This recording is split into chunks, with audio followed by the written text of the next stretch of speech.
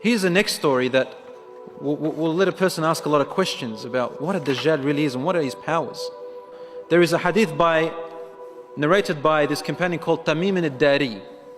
And this hadith, by the way, is narrated by Imam Muslim. And Tamim al-Dari, who had embraced Islam, he used to be a Christian, embraced Islam, an Arab. He got up and he said, we were in a ship and a huge storm hit us and we were lost until our ship reached an island. We entered the island. A beast came to us on this island. It had so much hair on it that we could not tell the front from its back, which was its head, which was its tail. And we said, Waylaki ma anti, woe to you, what are you? Never seen a creature like you before. And she spoke. The beast said, Ana al-Jassasa, I am, you can say al-Jassasa comes from the word spy or the passer of news. They said, Wama al-Jassasa, what is this al-Jassasa, this spy or this passer of news?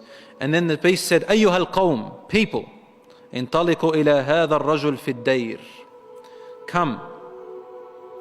Come to this man who is waiting for you in a dayr. A dayr was known in those days as being like a place where people used to worship. Like where monks or people used to dedicate their life for worship, they used to sit in there and worship, no matter what religion they were. And he said, there is a man who is waiting for your news anxiously. They said, when the beast told us about this man, a man, they said, we ran away from the beast immediately thinking it was a jinn and ran to this man. We entered this hut that was set for worship.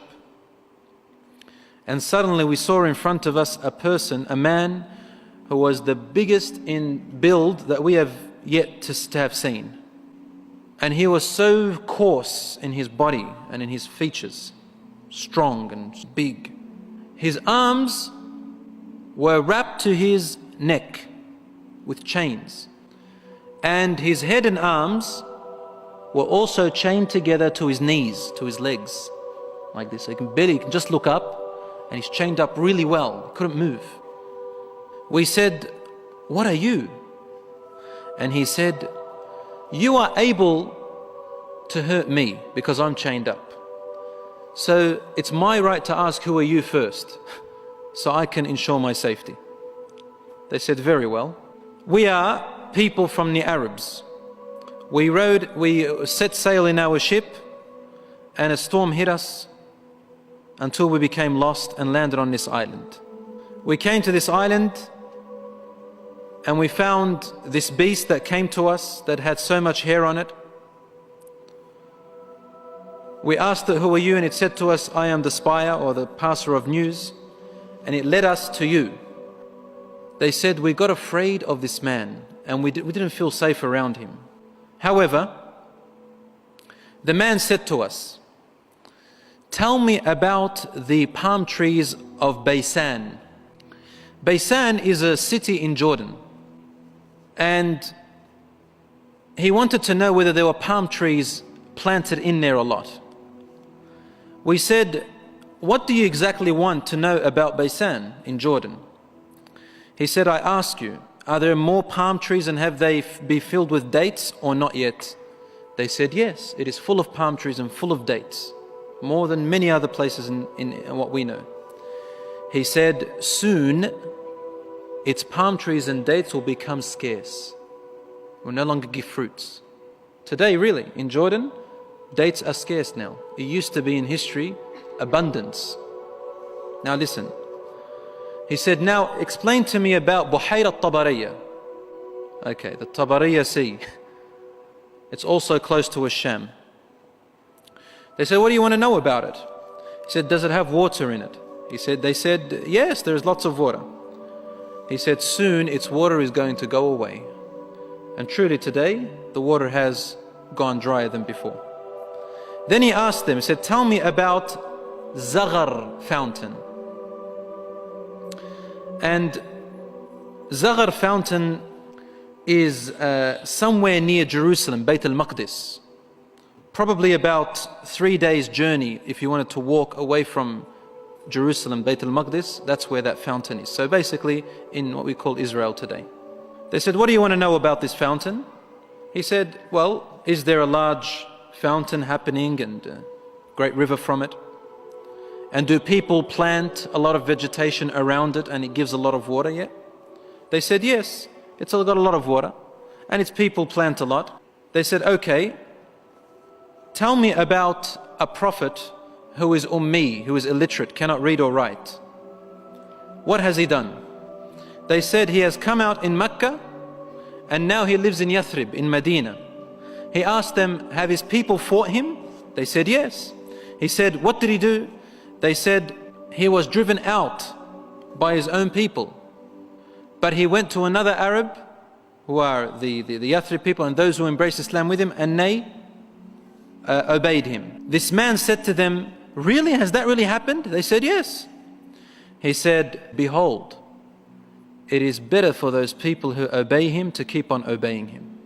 He's actually supporting the Prophet ﷺ. وَإِنِّي مُخْبِرُكُمْ عَنِّي. Now I'm going to tell you about myself. إِنِّي أَنَا الْمَسِيحِ. I am Christ. Isa alayhi salam. وَإِنِّي أُوشَكُ أَنْ يُؤْذَنَ لِي فِي الْخُرُوجِ فَأَخْرُجْ. He said, now very soon, based on the signs you've showed me, I'm going to be given permission to leave and I'm going to come out. فَأَسِيرُ فِي الْأَرْضِ. I will walk throughout the land. فَلَا أَدَعْ قَرْيَةً إِلَّا هَبَطْتُهَا فِي 40 لَيْلَةً. He said, there wouldn't be a village or a city or a place on earth except that I would have reached it. All in 40 days. The whole world in 40 days. غَيْرَ مَكَّةَ وَطِيبَةَ. All except two places, Mecca and Tiba, Medina. فَهُمَا مُحَرَّمَتَانِ عَلَيَّ كِلْتَاهُمَا. He said, they are both forbidden for me to enter.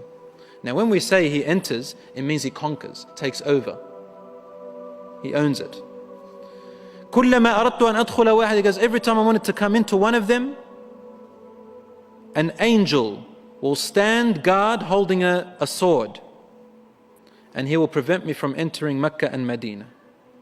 He said, and now between every two mountains that you can find a pathway entering into Mecca and Medina, there are groups of angels standing guarding it right now to the last hour. There are always angels from if you're going to enter Mecca or Medina through any pathway through mountains, two mountains, there will always be angels within there guarding it, but we cannot see them. Rasul sallallahu alayhi wa sallam started grabbing his stick and sort of he put it close to his hip, sallallahu alayhi wa sallam, and then he began to bang, to hit the ground with it like this. But he was sort of tense, sallallahu alayhi wa sallam. Something very important. He was really tense about it, and he hit the floor and he said, "Ala hadihi tiba." Behold, everyone, this is Tiba. Meaning he's pointing, this is Medina. He's in Medina, he's saying, this is Tiba. The people there didn't know what Tiba is, a lot of them. And he said, this is Tiba that he's telling you about. It's Medina, which you are in right now. He said, didn't I tell you that this man will come out and not be able to enter this land? They said, yes, Ya Rasulullah, because he had told them a lot about it before. He said, the hadith of Tamim al-Dari, wallahi, amazed me as he told me about him. Because it's the same as what I used to tell you about Mecca and Medina. Behold, Ad-Dajjal is somewhere near the oceans, on an island in one of the oceans of Sham. That's where Dajjal is right now. He's in one of the oceans and the islands of the oceans of Sham, which some scholars say Ad-Dajjal is now living. He said, "Aw Bahr al-Yaman," or maybe the oceans of Yemen. But then the Prophet ﷺ corrected himself, said, "La, bal min qibal al-mashriq ma hu." He said, no. Somewhere towards the east of Medina, somewhere there, he said, in one of those oceans, on an island there somewhere. Min qibal al-mashriq ma hu, towards the east somewhere. Min qibal al-mashriq ma hu. And he pointed to his hand that way, towards the east, is that way. So even the Prophet ﷺ doesn't know exactly where he is, but in that direction. So he's close to the Middle East at the moment. So Allahu A'lam, Ad-Dajjal will first arise in Asham, in the Middle East area.